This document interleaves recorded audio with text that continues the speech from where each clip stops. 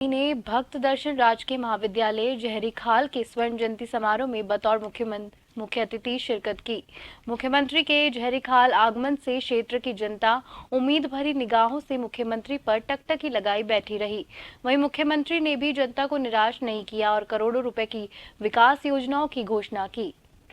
मुख्यमंत्री की विकासशील योजनाओं की घोषणा से जनता में खुशी की लहर देखी जा रही है। अन्य विधानसभाओं से आए विधायकों ने भी अपनी विधानसभा की समस्याओं से मुख्यमंत्री को अवगत करवाया, जिसमें मुख्यमंत्री ने विधायकों को नाराज नहीं किया और उनकी मांग पत्र पर सकारात्मक हामी भरी।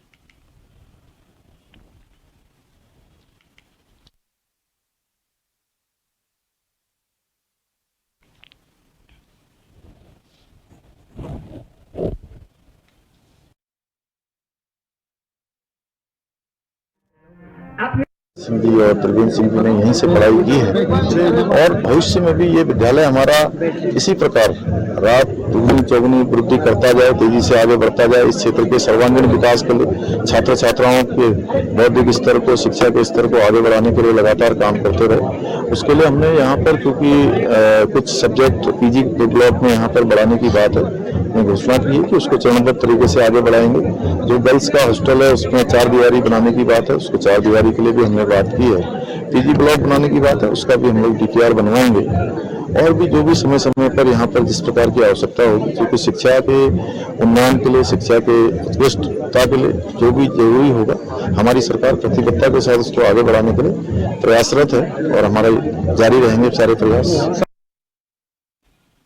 उत्तराखंड को 2025 तक देश के अग्रणी राज्यों में शामिल करने के लिए धामी सरकार चिंतन करने जा रही है। राज्य के विकास का रोड मैप तैयार करने के लिए सरकार का ये पहला चिंतन शिविर है। ये चिंतन शिविर मसूरी स्थित लाल बहादुर शास्त्री राष्ट्रीय प्रशासनिक अकादमी में होगा। सरकार ने सशक्त उत्तराखंड एक्ट 25 चिंतन शिविर की तैयारियां पूरी कर ली है। 4 दिन तक चलने वाले शिविर का उद्घाटन मुख्यमंत्री पुष्कर सिंह धामी करेंगे। पहले दिन राज्य की आर्थिकी और मानव विकास सांकेतों को प्रस्तुतिकरण होगा। नीति आयोग के उपाध्यक्ष सुमन बैरी और अकादमी के निदेशक का भी व्याख्यान होगा। प्रमुख सचिव आवास आनंद बर्धन, नीति आयोग के सलाहकार डॉक्टर कुंदन कुमार शहरीकरण पर वक्तव्य देंगे। प्रमुख सचिव लोनी वी आर के सुधांशु का व्याख्यान पर्वतीय क्षेत्रों में सड़कों के निर्माण में तकनीक के बदलाव पर होगा। इसी तरह शासन के आला अधिकारी अपने अपने विभागों से जुड़े विकास के रोड मैप को चिंतन शिविर में रखेंगे और इस पर विशेषज्ञ चर्चा करेंगे।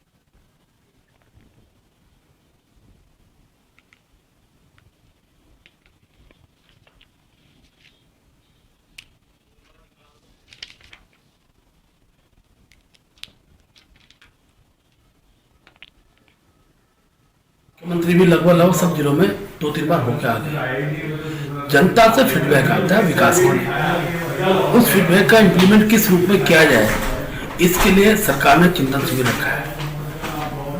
और उस चिंतन शिविर के माध्यम से उत्तराखंड का नया मॉडल क्या होगा, हमने कहा 2025 तक उत्तराखंड को भारत के सर्वांगीण विकास के राज्य के रूप में उसको देखना चाहते हैं। उसको गति देने के लिए जो प्रशासनिक तंत्र है उसकी क्या भूमिका रहेगी और सरकार विकास की गति को बढ़ाने के लिए समाज जनता से आए हुए सुझाव है, कार्यकर्ताओं द्वारा जो सुझाव गए हुए हैं, उन सब सुझावों को कैसे क्रियान्वित दिया जाए, ये दोनों विषय मुझे लगता है उस चिंतन शिविर में रहेंगे और उसका अच्छा परिणाम भविष्य को देखने को मिलेगा। देहरादून में जुगाड़ वाहन पर परिवहन विभाग ने सख्ती कार्रवाई करने का फैसला किया है। परिवहन अधिकारी सुनील शर्मा का कहना है कि साइकिल रिक्शा पर मोटरसाइकिल या फिर स्कूटर का इंजन लगाकर मॉडिफाई किए गए वाहन अवैध है। उन्होंने कहा कि ऐसे वाहन चालकों के साथ ही उन हार्डवेयर दुकानों के मालिकों पर भी कार्रवाई की जाएगी जहां से इनके लिए लोहा मुहैया कराया जाता है।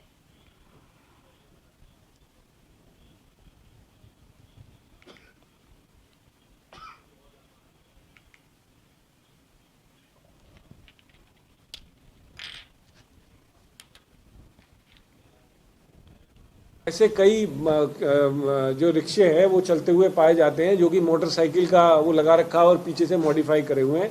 ये सारे इलीगल हैं और इनके खिलाफ हम लोग समय समय पर अभियान चलाकर, पिछली बार भी हमने अभियान चलाए थे तो लगभग 40 से 45 इन रिक्शों को सीज किया गया था और बाकियों को डिस्पोज ऑफ किया गया था।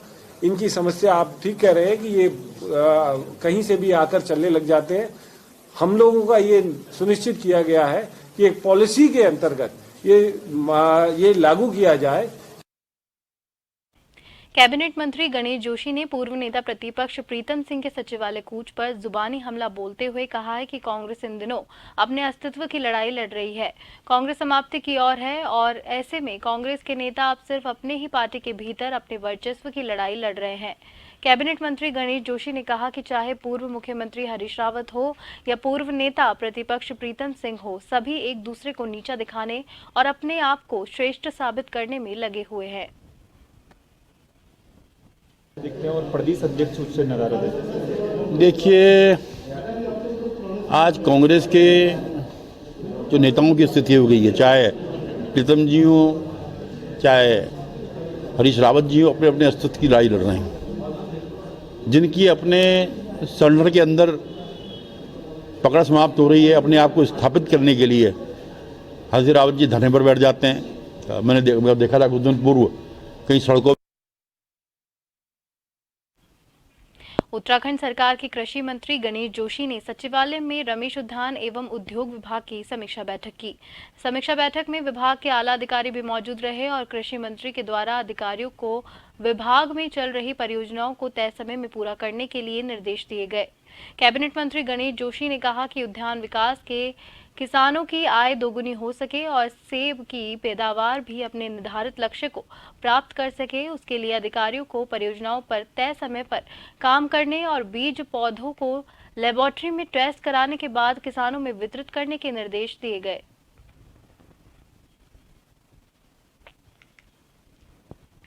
हमारी रेशम विभाग की कुछ भूमि रानी पोखरी की तरफ थी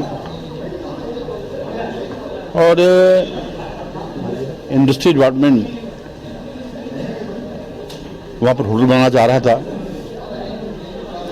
जिसके लिए वो सारी जमीन ले रहे थे। उसमें हमने सुनिश्चित किया कि जहाँ पर हमारा सेंटर बना हुआ है करीब 3 एकड़, उसको छोड़कर उनको हम देंगे और उसके बदले में रेशम विभाग को छरमा में जो है जमीन एक्सचेंज होगी। इसी प्रकार भरसार की जो हमारी जमीन छिद्रवाला में है। गोपेश्वर पोखरी मोटर मार्ग पर धारकोट गांव के पास एक वाहन दुर्घटनाग्रस्त हो गया। स्थानीय लोगों द्वारा घटना की सूचना पोखरी पुलिस और स्थानीय प्रशासन को दी गई। भाजपा के ग्रामीण मंडल अध्यक्ष वीरेंद्र पाल भंडारी ने बताया कि धारकोट गांव के पास एक वाहन दुर्घटनाग्रस्त होकर गहरी खाई में गिर गया है, जिसमें वाहन चालक और अन्य व्यक्ति सवार था। दोनों मौके पर मृत मिले।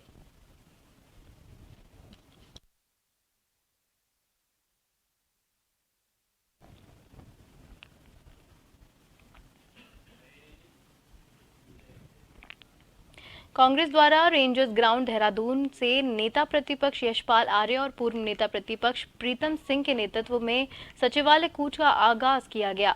इस दौरान सैकड़ों की संख्या में कांग्रेस समर्थकों ने विभिन्न जनपदों से देहरादून पहुंचकर इस कूच में भागीदारी की। कांग्रेस का कहना है कि प्रदेश में बढ़ती महंगाई, भर्ती परीक्षाओं में धांधली और महिला उत्पीड़न जैसी वारदातें सामने आई है।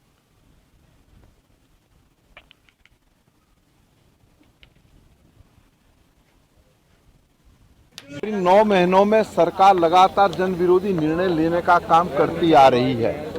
आपके सामने है, अंकिता भंडारी हत्याकांड होता है, पूरे उत्तराखंड की जनता कहती है, आवाम कहती है कि इसकी सीबीआई जांच होनी चाहिए। कौन वीवीआईपी जो वहां पर आने वाला था उसका नाम उजागर होना चाहिए, लेकिन सत्ता में बैठे हुए लोग उस हत्याकांड की सीबीआई जांच नहीं कराना चाहते हैं। उन लोगों को बचाना चाहते हैं जो लोग वहां पर आने वाले थे, जो वीआईपी वहां आने वाले थे। आपके सामने है यूएसएससी में जिस तरीके से भर्ती में घोटाला हुआ, भ्रष्टाचार हुआ और उसके केंद्र बिंदु को जो है हाकम सिंह बना दिया। क्या हाकम सिंह की हैसियत है कि वो इतने बड़े पैमाने पर पूरे यूकेएसएससी में जो है नकल रॉकेट चला पाता? चाहूंगा कि 2-2 मिनट सरकार हमारे जो साथी पहुंचे हुए हैं वो अपनी बात पूरी तरह विफल हो चुकी है। सुमित भुल्लर हमारे प्रदेश में सरकार नाम की चीज नहीं है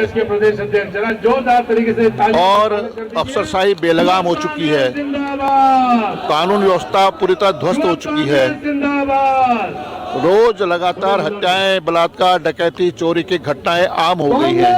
आज तक प्रशासन, पुलिस प्रशासन किसी का खुलासा नहीं कर पाया है। अधीनस्थ चयन सेवा आयोग में जिस तरह से अभियुक्तों की गिरफ्तारी होती है और उसके बाद सरकार की लचर बहस, कानूनी बहस की वजह से अभियुक्त छूट जाते हैं और जो मास्टरमाइंड कहे जाते हैं वो आज सीटों के बाहर हैं। खबरों में वक्त हो चला है एक ब्रेक का। खबर उत्तराखंड के रुद्रपुर से है, जहां श्रद्धा हत्या मामले में विभिन्न समाज सेवियों ने दुख जताया है। वहीं बदमाश आफ्ताब के खिलाफ जागरूक रैली निकाली गई। इस दौरान रुद्रपुर के मुख्य चौराहे भगत सिंह चौक से विभिन्न मार्ग होते हुए निकाली गई जागरूक रैली में कई लोग शामिल हुए, जिसमें लोगों ने तत्काल दोषियों को फांसी की सजा देने की मांग की। वरिष्ठ समाज सेवी कोमल शर्मा ने कहा कि लड़कियां बहुत ही भावुक होती है, जो गलत डिसीजन के कारण ऐसे लोगों के जाल में फंस जाती है।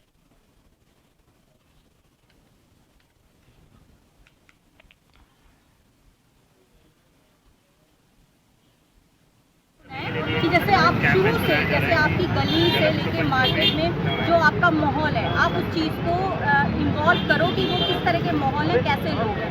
सेकंड नंबर ये हमारी श्रद्धा वाली आई, जैसे मैंने बोला भी है मेरे पिछले इंटरव्यू में कि लड़कियां थोड़ी इमोशनल होती हैं, वो किसी के कांटेक्ट में आते ही ज़्यादा उससे अटैच हो जाती हैं और कुछ ऐसे डिसीजन ले लेती हैं जो कि हमारे लिए खतरनाक होता है, जो कि श्रद्धा ने लिया अपने पेरेंट्स की बात ना मान के। जो ये कि बहुत ही जघन्य अपराध जो आफ्ताब नाम के एक शख्स ने किया, जिसके ऊपर विश्वास करके श्रद्धा नाम की लड़की ने उसका प्रेम विवाह या जो भी उसका रिलेशन, पहले तो ये रिलेशन इन लीव जो है ये भी बहुत गलत काम है। ये कोई हमारे भारतीय संस्कृति का कोई रूप नहीं है और ये बहुत ही, इसको सरकार को भी हमने अभी इसमें जो हमारी समान नागरिक संहिता की टीम आई थी इसकी जांच के लिए, हमने उस पर भी इस पर ऐतराज़ जताया है। और आज हम उच्चतम न्यायालय से और आदरणीय महामहिम राष्ट्रपति जी से मांग कर रहे हैं कि इस हत्यारे को तुरंत से तुरंत फांसी की सजा दी जाए और ऐसे चौराहे पर लटकाया जाए ताकि लोग देख सकें, ऐसा जघन्य अपराध करने से पहले वो 100 बार सोचें। हल्द्वानी पहुंचे डीजीपी उत्तराखंड अशोक कुमार ने मीडिया से बात करते हुए कहा कि राज्य में पुलिस द्वारा क्राइम कंट्रोल करने के लिए उनके संसाधनों को मजबूत करने का प्रयास किया जा रहा है। डीजीपी ने खुद माना कि प्रदेश में पुलिस की भारी कमी है, लिहाजा 2023 में फिर से सिपाहियों की भर्ती की जाएगी, जिससे कि सुरक्षा व्यवस्था और मजबूत हो सके। इसके अलावा अपराधों को रोकने के लिए बॉर्डर में सख्ती बरतने के निर्देश दिए गए। उत्तराखंड में बढ़ रहे धर्मांतरण मामले पर कैबिनेट द्वारा कानून पास किया गया है।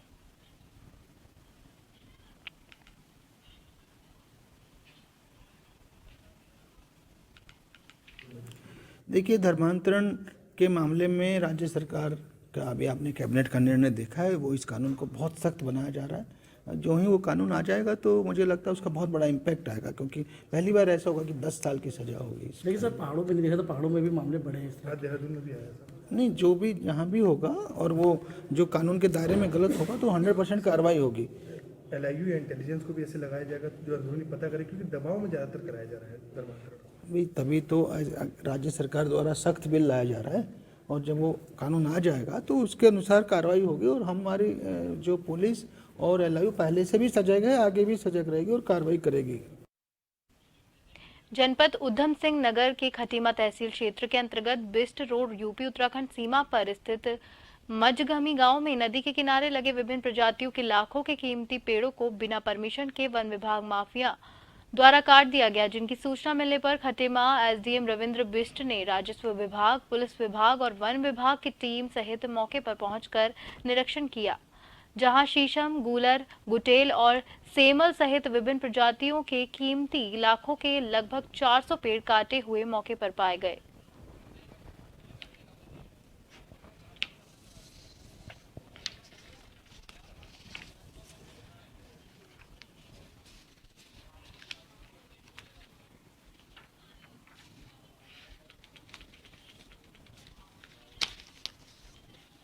मिली थी कि यहाँ मजगी गाँव में किसी माफिया द्वारा यहाँ पर पेड़ों का कटान किया गया। अभी हम मौके में आए हैं, पटवारी जी हमारे आए हैं, हमारे कानूनगो साहब भी आए हुए हैं और फॉरेस्ट डिपार्टमेंट्स के भी आए हुए हैं। तो इसकी हम नाप कर रहे हैं और यहाँ पर लगभग 250 से 300 के बीच शीशम के पेड़, गुलेर के पेड़ और अन्य प्रजातियों के महंगे जो पेड़ होते हैं उनका कटान कर दिया गया है किसी व्यक्ति द्वारा। इसकी हम जांच करेंगे और फिलहाल हम इसको अपने कब्जे में ले रहे हैं क्योंकि ये नदी में दर्ज है, तो राजस्व विभाग की भूमि है। कैबिनेट मंत्री सतपाल महाराज अपने कैबिनेट स्तर क्षेत्र में हैं। विधानसभा क्षेत्र चौबट्टा खाल में 3 दिवसीय दौरे पर है। इस दौरान कैबिनेट मंत्री राजकीय इंटर कॉलेज सतपुली में एक कार्यक्रम में पहुंचे, जहां उन्होंने उनका स्वागत मालाओं से किया। कार्यकर्ताओं ने उनका जोरदार स्वागत किया। कार्यक्रम की शुरुआत कैबिनेट मंत्री सतपाल महाराज ने दीप प्रज्वलित कर की। इस मौके पर कैबिनेट मंत्री सतपाल महाराज ने अपने क्षेत्रवासियों को कई सौगातें दी, जिसके अंतर्गत नगर निगम सतपुली में बहुमंजिला शॉपिंग कॉम्प्लेक्स और व्यास घाट में 40 बेड के टूरिस्ट रेस्ट हाउस का निर्माण किया जाएगा।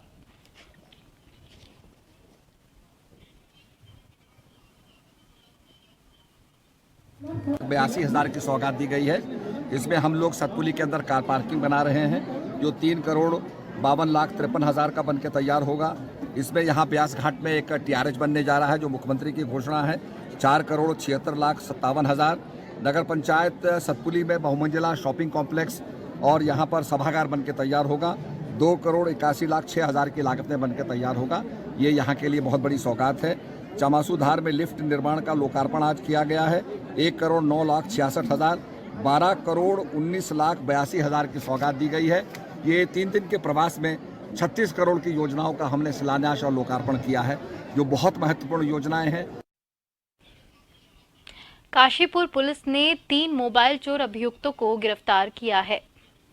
काशीपुर पुलिस ने पिछले दिनों क्षेत्र में हुई मोबाइल झपट्टी की घटना समेत 2 मामलों का खुलासा करते हुए 3 अभियुक्तों को गिरफ्तार किया है, जिसके बाद सभी अभियुक्तों को न्यायालय के समक्ष पेश कर दिया गया। बताते चले कि बीते दिनों काशीपुर में 2 दिन लगातार बैंक कर्मी सहित अन्य अज्ञात झपट्टा मार ने फोन छीन लिया था, जिस संबंध में दोनों ही मामलों में कोतवाली में मुकदमा दर्ज किया गया था।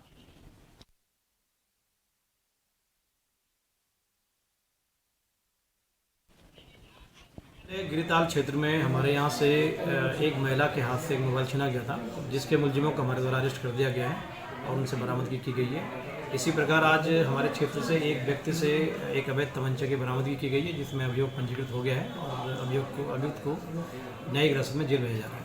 सर, इनका पुराना इतिहास भी कुछ पुराने इतिहास की जानकारी की जा रही है। संभवतः कुंडा क्षेत्र से भी इन लोगों ने कोई घटना की।